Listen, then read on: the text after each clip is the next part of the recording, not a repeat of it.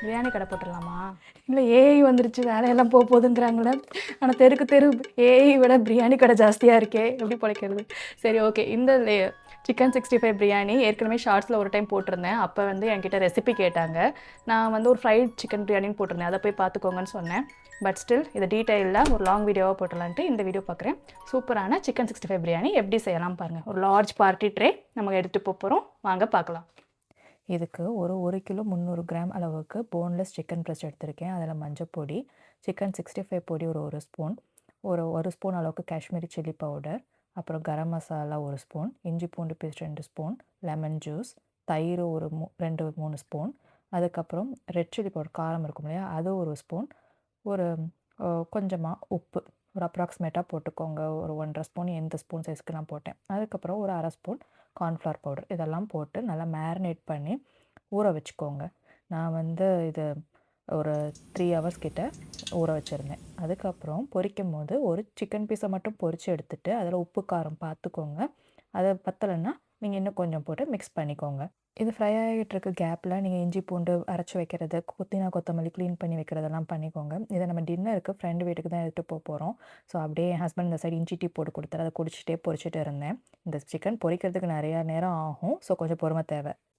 Chicken ஒரு 90% cook ஆனால் போதும். அதுக்கப்புறம் இங்கே பெரிய வெங்காயம் நல்லா என் உள்ளங்கை சைஸ் அளவுக்கு இருக்கிற மாதிரி 3 பெரிய வெங்காயம் எடுத்துக்கிட்டேன்.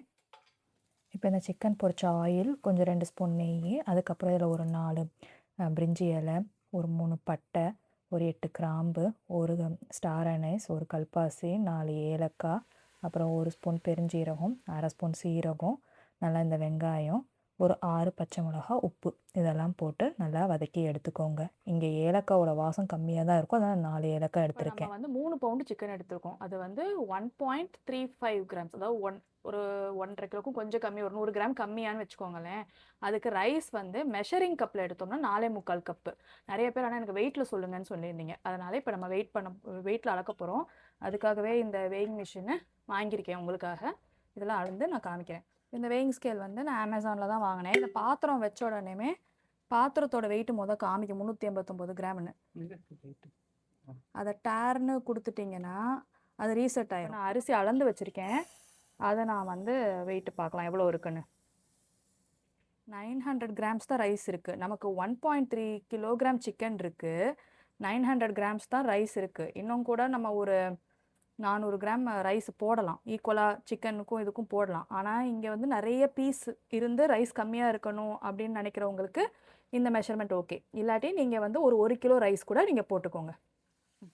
அரிசி வெங்காயம் வதங்கிட்டு இருக்கு. வெங்காயம் வதங்க ஒரு 30 மினிட்ஸ் ஆகும். அதனால் அந்த டைமில் வெங்காயம் போட்டதுக்கப்புறம் நம்ம அரிசி ஊற வச்சுக்கலாம். இப்போது நீங்கள் இது ஃப்ரைடு சிக்கன் 65 பண்ணி பிரியாணி செய்கிறதுனால வெங்காயம் வதங்கும் போது நம்ம அரிசி ஊற வச்சுக்கிறோம்.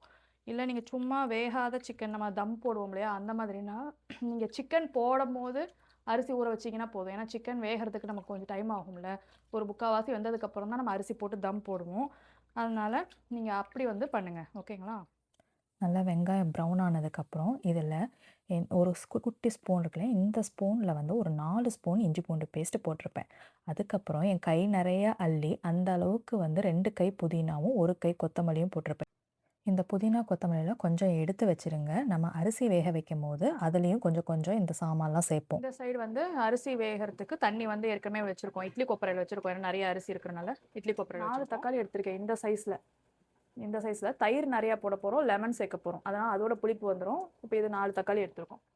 இப்போ இது மீடியம் சைஸ் ரோமா தக்காளி, நம்ம பெங்களூர் தக்காளி மாதிரி தான் இருக்கும். ஸோ அது 4 தக்காளி போட்டு அது வந்து லைட்டாக வதங்கினதுக்கப்புறம் நம்ம 2 ஸ்பூன் கரம் மசாலா. இந்த கரம் மசாலா வந்து நான் மட்டன் குழம்பு செய்யும் போது ஒரு பொடியை அரைக்கிறதுக்கு சொல்லியிருப்பேன், அந்த பொடி டேஸ்ட்டில் தாங்க அரைச்சிது. அதுக்கப்புறம் இப்போ என்ன போடுறேன் அப்படின்னா ஷான் பிரியாணி மசாலா, இது ஒரு ஸ்பூன் அளவுக்கு தான் போட்டிருப்பேன். திருப்பி கலருக்காக காஷ்மீரி சில்லி பவுடர் ஒரு ஸ்பூன், அப்புறம் மிளகாத்தூள் இருக்கு இல்லையா, நம்ம ரெட் சில்லி பவுடர், அது வந்து ஒரு 1.5 ஸ்பூன் போட்டிருப்பேன். இந்த ரெட் சில்லி பவுடர் நல்லா காட்டமாக இருக்கும், எனக்கு அதனால 1.5 ஸ்பூன் போட்டதுக்கே கரெக்டாக இருந்துச்சு. இப்போ இந்த பிரியாணி மசால் வந்து ஃபுல்லாகவே சேர்த்தும் நீங்கள் பண்ணலாம். எனக்கு ஃபுல்லாக சேர்த்தா எனக்கு வாய் புண்ணாயிடுது, அதனால் நான் அளவாக தான் சேர்த்தேன். அதுக்கப்புறம் வந்து ஒரு ஸ்பூன் கொத்தமல்லி பவுடரும் சேர்த்தாச்சு. நல்லா 1 கப்பு தயிர் அடித்து வச்சுருக்கோம், அந்த தயிர் போட போகிறோம். இதெல்லாம் வதங்கிட்டு அப்புறம் வந்து ஒரு 1/2 லெமன் ஜூஸ் அதையும் சேர்த்து நம்ம வதக்கி எடுத்துக்க போகிறோம். இந்த சைடு இது ரெடி ஆகிட்டு இருக்கும் போதே அந்த பக்கம் தண்ணியெல்லாம் கொதிச்சிருச்சு. அதில் பே லீஃப் நம்ம பிரியாணிக்கு என்னெல்லாம் போட்டோம் அந்த பே லீஃப், பட்டை, கிராம்பு, ஏலக்காய், அதுக்கப்புறம் இந்த கொத்தமல்லி, புதினா கொஞ்சம் கொஞ்சம், அப்புறம் கொஞ்சம் எண்ணெய், உப்பு, இஞ்சி பூண்டு வந்து சும்மா ஒரு 1/2 ஸ்பூன் இதெல்லாம் போட்டுட்டு நம்ம பாஸ்மதி அரிசி போட போகிறோம். அரிசி வந்து ஊற வைக்கும்போது கழுவிட்டு ஊற வைங்க. ஊற வச்சுட்டு கழுவாதீங்க, அரிசி உடைஞ்சிரும். உப்பு தண்ணியை டேஸ்ட் பண்ணிட்டீங்கன்னா லைட்டாக கரிப்பாக இருக்கணும். அப்போ தான் நீங்கள் வடித்து எடுக்கும்போது சாதத்தில் உப்பு கரெக்டாக இருக்கும். இந்த அரிசி வந்து நமக்கு ஒரு 70% குக் ஆனதுக்கப்புறம் நம்ம வடித்து எடுத்துக்கலாம். இந்த தண்ணி வந்து கொஞ்சம் வச்சுக்கோங்க, மேலால் கடைசியாக நம்ம ஊற்றுறதுக்கு ஹெல்ப் பண்ணும். இப்போ இந்த வதக்கி வச்ச மசாலாவில் ஒரு கிண்ணத்தில் ஃபஸ்ட்டு கொஞ்சம் மசாலா தனியாக எடுத்து வச்சுக்கோங்க. அதை நம்ம லேயரிங்க்கு யூஸ் பண்ணுவோம். இந்த மசாலாவில் உப்பு காரம் ஜாஸ்தியாக இருக்கணும். ஏன்னா இந்த மசாலா தான் நம்ம மொத்த ரைஸுக்குமே யூஸ் ஆக போகுது. ஸோ இதை ஃபஸ்ட்டு வந்து ஒரு லேயர் ரைஸ் போட்டுட்டு, அதுக்கப்புறம் சிக்கன் பொரிச்ச எண்ணெய் ஒரு 1/2 ஸ்பூனு, அப்புறம் மிளகுத்தூள் தூவுற மாதிரி இந்த பிரியாணி மசாலாவை தூவி விட்டுட்டு, கொஞ்சம் கொத்தமல்லி, புதினா, அப்புறம் இந்த மசாலா எடுத்து வச்சோம்ல அது, அப்புறம் ஒரு லெமன் ஜூஸ் வந்து ஒரு 1/4 ஸ்பூன் இது போட்டுக்கணும். அப்புறம் ஃப்ரைட் ஆனியன்ஸ் ஒரு கைப்பிடி அளவுக்கு போட்டுக்கலாம். திருப்பி நம்ம சிக்கன் போட்டுட்டு, ரைஸ் போட்டு திருப்பி இதே மாதிரி லேயரிங் பண்ணிகிட்டே இருக்க போகிறோம். கடைசி லேயர் வந்து உங்களுக்கு ரைஸ் இருக்கணும். இப்போ நம்ம அரிசி வடித்து வச்சோம்ல தண்ணி, அந்த தண்ணியில் சும்மா ஒரு 4 ஸ்பூன் தண்ணி எடுத்துட்டு, அதில் லைட்டாக ஒரு 1/4 ஸ்பூன் காஷ்மீரி சில்லி பவுடர் போட்டு அதை மேலே ஊற்றி விட்டுருங்க. சும்மா அந்த ரைஸில் கலர் லைட்டாக கொடுக்கறதுக்கு. சாஃப்ரான் மில்க்கும் போடலாம், பட் எனக்கு அந்த ஃப்ளேவர் பிடிக்கல. இதை மூடி போட்டு நம்ம சிம்மில் வச்சு தம் போட்டுடலாம். தம் போடும்போது மேலே நம்ம நல்லா சுடு தண்ணி நிரப்புன ஒரு பாத்திரத்தை வச்சு சீல் பண்ணிடலாம். எனக்கு வந்து காயில் ஸ்டவ்வு, ஸோ நான் 12 மினிட்ஸ் வந்து லோ சிம்மில் வச்சுட்டு ஆஃப் பண்ணிவிட்டு அதே பர்னரில் வச்சுருந்தேன். ஏன்னா காயில் வந்து கொஞ்சம் ஹீட்டாக இருக்கும். ஸோ ஓரளவுக்கு 15 மினிட்ஸில் நீங்கள் வச்சுக்கோங்களேன். அதுக்கப்புறம் பாருங்கள், கொட்டினா அவ்வளோ அழகாக இருக்குது. இங்கே பாருங்கள், சட்டியில் ஒரு பொட்டு கூட ஒட்டலை. இந்த மசாலாலாம் நல்லா ட்ரேயில் கொட்டி நம்ம ஈவனாக மிக்ஸ் பண்ணி எடுத்துக்கிட்டால் அட்டகாசமான பிரியாணி தயார். ஆயில் போட்டு ரேப் பண்ணி அப்புறமா ஃப்ரெண்டு வீட்டுக்கு போகிறோம். ஓகே, போகலாமா? போகலாம்.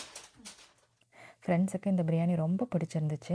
நீங்களும் இந்த வீக்கெண்ட் சிக்கன் 65 பிரியாணி ட்ரை பண்ணிவிட்டு எப்படி இருந்துச்சுன்னு எனக்கு கமெண்ட்டில் சொல்லுங்கள். Stay happy. பை.